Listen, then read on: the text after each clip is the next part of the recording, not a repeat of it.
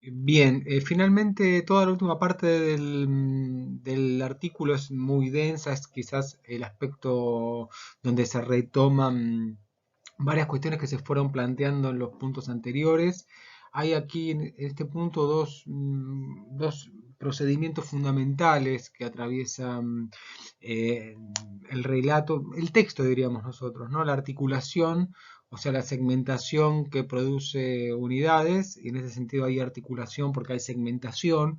Recuerden lo que decíamos en las clases anteriores en relación con el texto como un objeto que es absolutamente fragmentable, permanentemente fragmentable, y la integración de esas unidades, de esas unidades articulatorias, en unidades de rango superior.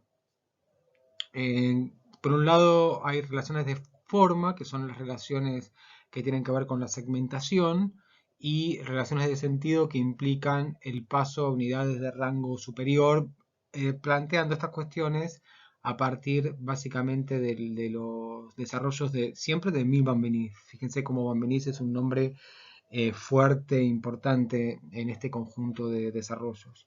Por otro lado, y en relación con esto, la economía del relato se funda en dos grandes poderes o procedimientos, fenómenos que se van a dar en el relato. El fenómeno de la distorsión y el fenómeno de la expansión, a los que vamos a referirnos en las diapositivas siguientes. Bien, la distensión aparece relacionada con el fenómeno de la distaxia que existe desde el momento, plantea Barthes, en que los signos de un mensaje no están simplemente juxtapuestos uno en relación con el otro, es decir, acá hay un cuestionamiento de la linealidad lógica que aparece perturbada por algún motivo, ¿no?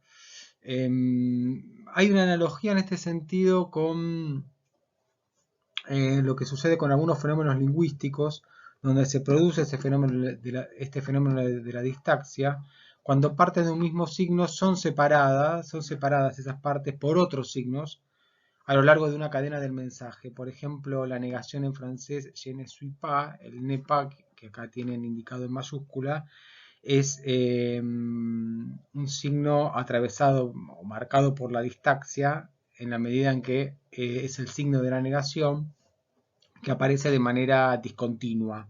Lo mismo sucede en el relato, digamos, el relato está atravesado básicamente por estas formas de relación marcadas por la distancia.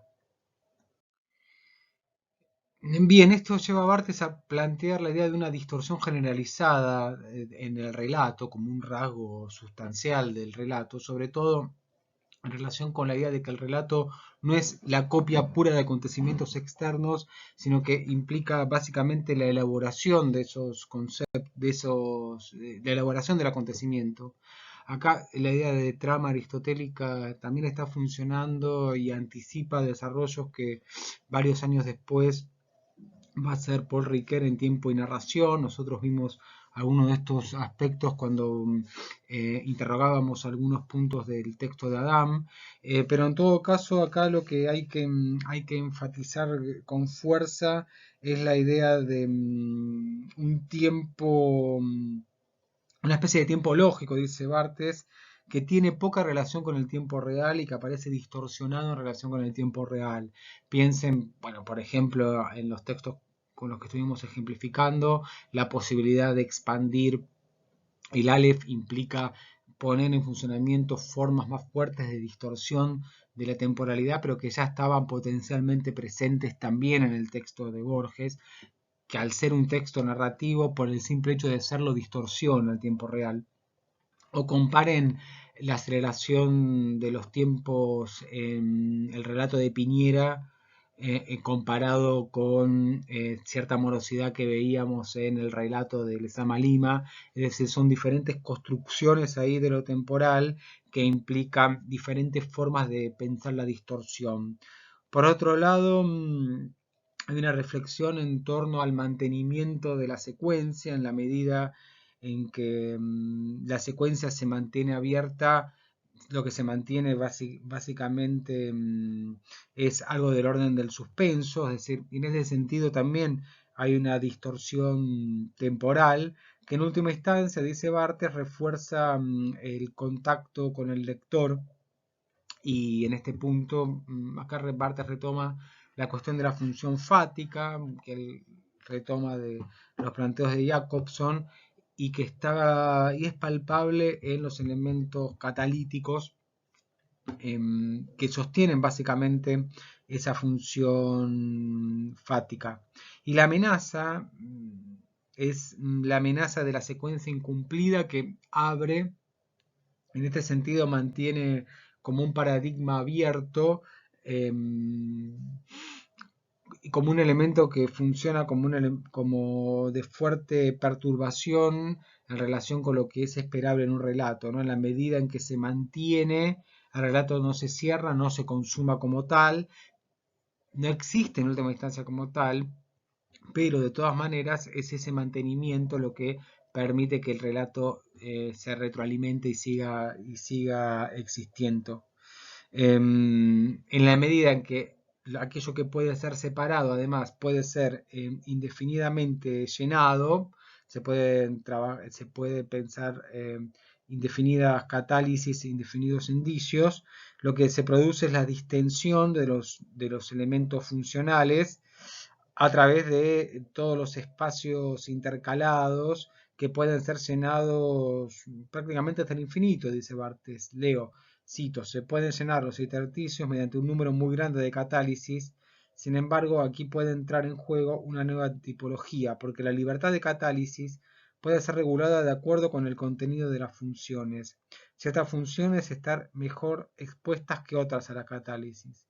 La espera, por ejemplo, y según la sustancia del relato, la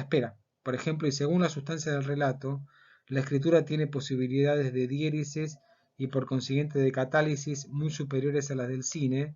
Se puede cortar un gesto narrado más fácilmente que el mismo gesto visualizado, como una especie de cámara lenta absoluta y total, que lo que produce es una distorsión muy fuerte. Por otro lado, la contracara de ese poder catalítico del relato es su poder elíptico, dice Barthes, ¿no? La posibilidad ya no de llenar, sino la contraria de elidir. También esto hace que el relato se preste a algunas operaciones fuertes que caracterizan al relato para Barthes. En principio el relato es resumible, tiene como rasgo constitutivo el de ser resumible, ¿no? ¿Por qué? Porque en la medida en que el relato admite, pide la catálisis y el indicio, esas catálisis e indicios pueden ser suprimidas en función de un relato más esquemático o más bien el esqueleto de un relato. Y al mismo tiempo el relato es traducible, se puede transponer en la medida en que las articulaciones entre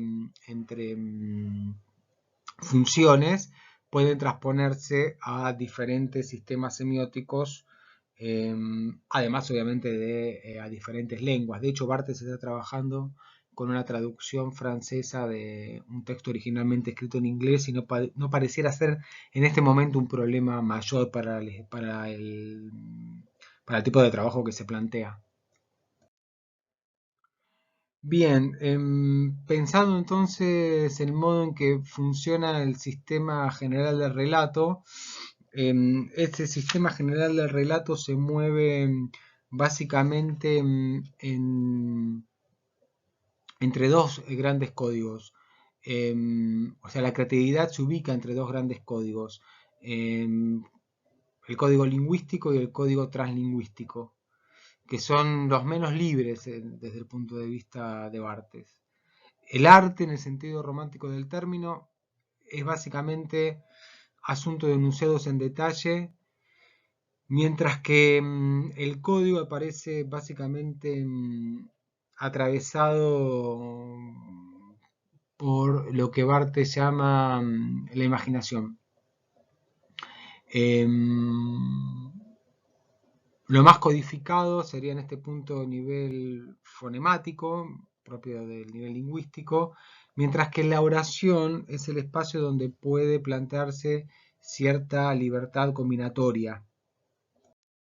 La segunda operación es la operación de integración, que implica que aquello que ha sido separado en un cierto nivel, en una secuencia, por ejemplo, se unifica la mayoría de las veces en un nivel superior, por ejemplo en el plano de las acciones, lo que implica la idea de un elevado grado jerárquico em, que puede subsumir, por ejemplo, la dispersión aparente de los indicios en el plano de las acciones en un determinado personaje, ¿no? Ese conjunto de indicios que parecen no orientarse hacia un fin determinado, o sea, no aparecen articulados en ese sentido sintagmáticamente en relación con otras funciones cardinales, con funciones cardinales, en realidad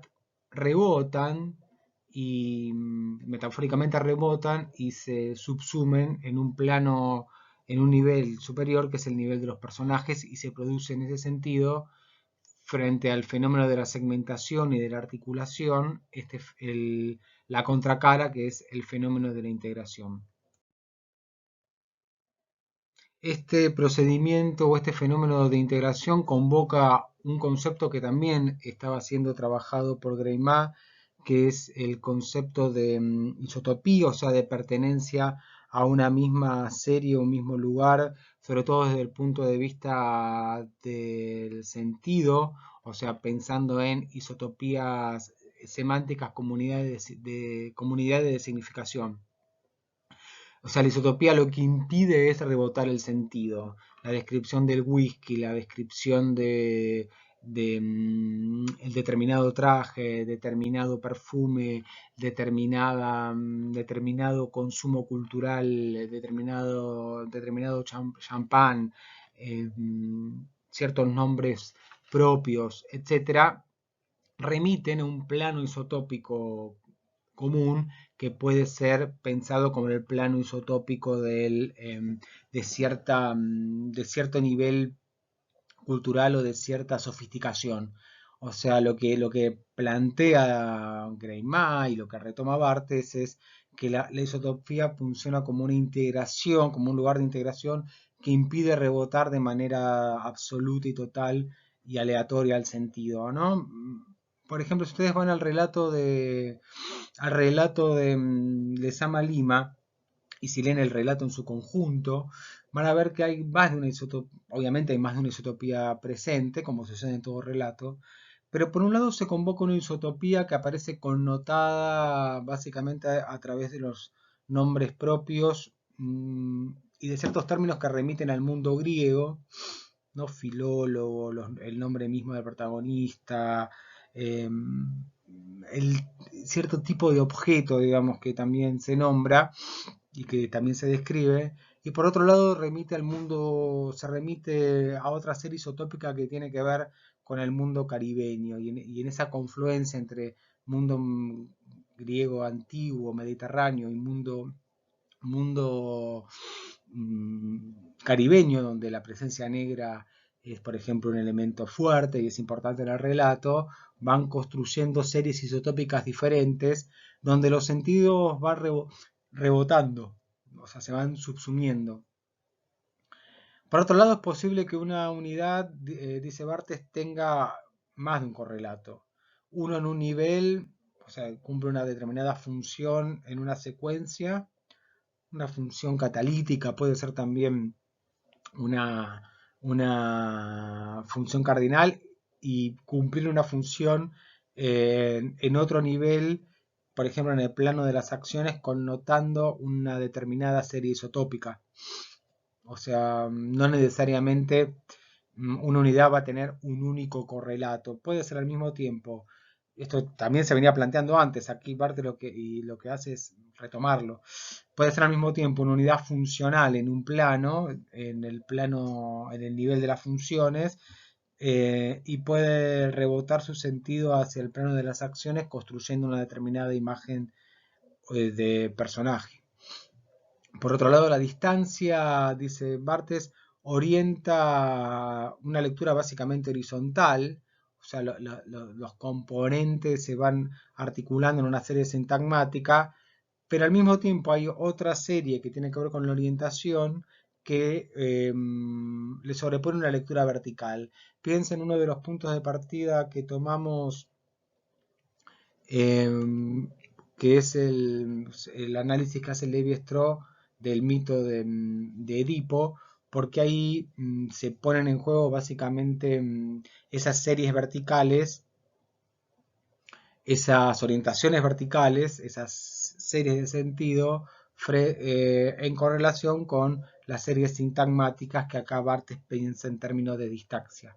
Fíjense cómo esas series sintagmáticas además implican relaciones discontinuas, que es un punto en Levi-Strauss, que es un punto importante para entender la distancia en Barthes. El relato está marcado básicamente por una especie de cojera estructural, o sea, los elementos parecen en determinado momento no articularse absolutamente entre sí. Lo que importa acá es el juego incesante de potencialidades que el texto mismo abre, ¿no?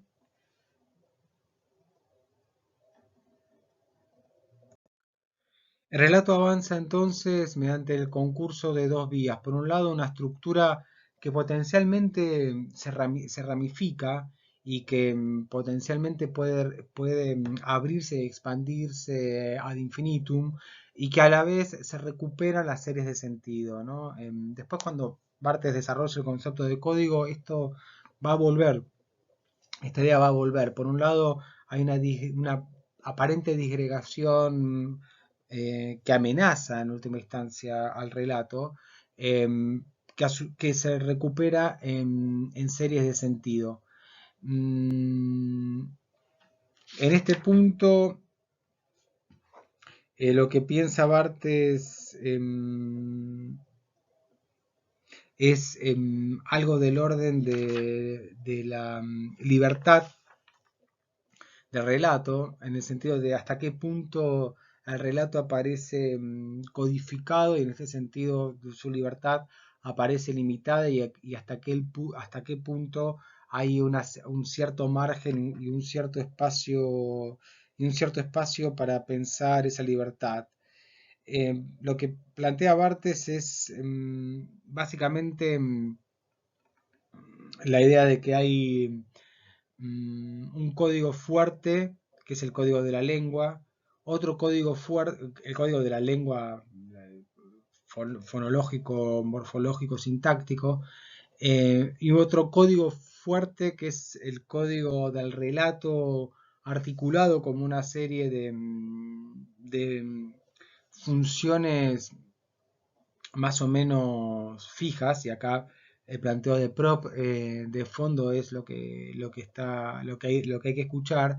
Y hay un espacio intermedio que es el espacio donde se realiza más bien cierta posibilidad libre, de libertad o de creatividad, que es el plano, que es la fosa de la oración, ¿no? Hay grandes acciones que constituyen un código fuerte. La creatividad del relato, por lo menos bajo su apariencia mítica de vida, dice Barthes, se situaría entre dos códigos, el de la lingüística y el de la translingüística. O sea, el de la lingüística apela básicamente al plano o al código de la lengua, el de la translingüística al plano del relato, al plano discursivo del relato. El arte existe básicamente en las operaciones que se realizan sobre el plano de la oración, ¿no? Digamos, el trabajo sobre el plano de la oración. Digamos, acá el eco también de la estilística anterior, pero que se está leyendo con interés en estos años, ocupa un lugar importante en la reflexión de Barthes, ¿no? La oración es el espacio donde se pueden realizar una serie de alteraciones más o menos libres, suprimir el sujeto, anteponer el objeto, la selección léxica, etcétera, etcétera, es el espacio donde el plano de la creatividad aparece enfatizado. Fíjense, por ejemplo, en la oración, el trabajo sobre la oración en Lezama Lima y el trabajo sobre la oración en Piñera, los dos autores cubanos contemporáneos que son eh, claramente diferentes, absolutamente diferentes, y ahí es evidente que hay un plano de la libertad constructiva que no destruye obviamente el código fuerte de la lengua, y a su vez aparece ordenado, digamos, o codificado por el código fuerte del relato, ¿no? Digamos, ambos textos, si ustedes los leen íntegramente, constituyen relatos en la medida en que la lengua del relato, organizada en secuencias, organizada en una secuencia narrativa, piensen también en Adam, funciona como una instancia de organización o de control.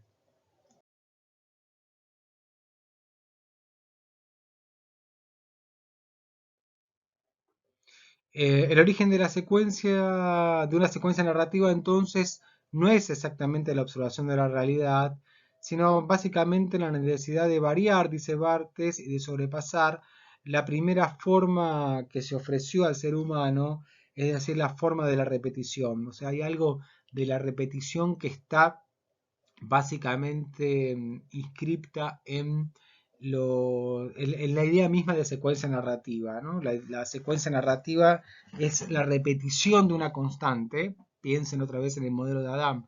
Una situación inicial, un nudo, una acción-reacción, un desenlace de una situación final, y es eso lo que vuelve permanentemente, y ese es el origen de la secuencia narrativa, la voluntad de retomar un esquema que se repite, pero que al mismo tiempo admite una serie de variaciones, ¿no? Repetición con variaciones.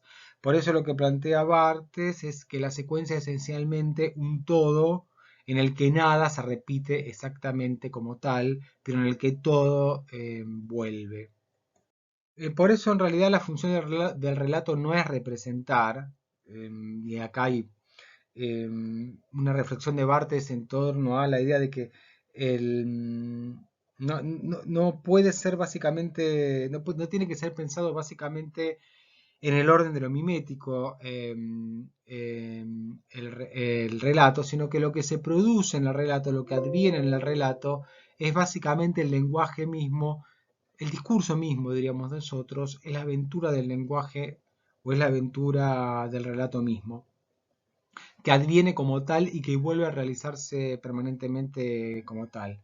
En este punto, el relato aparece como contemporáneo del monólogo, que en teoría es posterior al diálogo. Por eso en el final del texto, que es muy sugestivo, el hombrecillo, dice Barthes, inventa al mismo tiempo el relato, la oración gramatical y el Edipo mismo como construcción de la subjetividad, retomando los planteos del psicoanálisis y abriéndose a no únicamente a Levi-Strauss, el análisis que Levi-Strauss había hecho del Edipo, sino también a los desarrollos del psicoanálisis contemporáneos, sobre todo los desarrollos de Jacques Lacan, que en 1966, insisto, había publicado los volúmenes de los escritos y que van a ser importantes también en el textualismo bartesiano,